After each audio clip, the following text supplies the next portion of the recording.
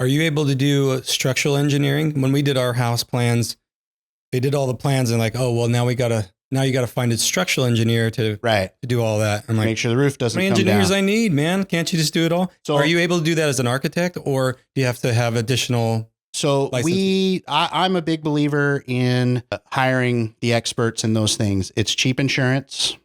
The architect could do it, but that's like asking the guy who does your brakes to rebuild your engine. I see. It's just, he knows how engines work. I know enough about structural to know that beam's going to be about this size, and I can run some numbers and confirm that. Yeah.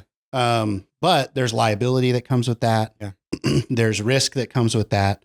So on any typical project, you have the architect, and he's kind of the lead. So he's developing and guiding the team towards this goal of a beautiful building that serves the owner's function that's within budget. So on his team is a structural engineer, a mechanical, so that's HVAC engineer, a plumbing engineer. In Yuma, it usually involves a fire protection engineer, an electrical engineer, and a civil engineer. The civil engineer designs the flat work, make sure the water flows off the site to your retention basins and that water's not coming back into the building, designs the sewer lines and all. Yeah, I had always wondered what a civil engineer did, like what their role was. There you go. They're trained in designing the flat work.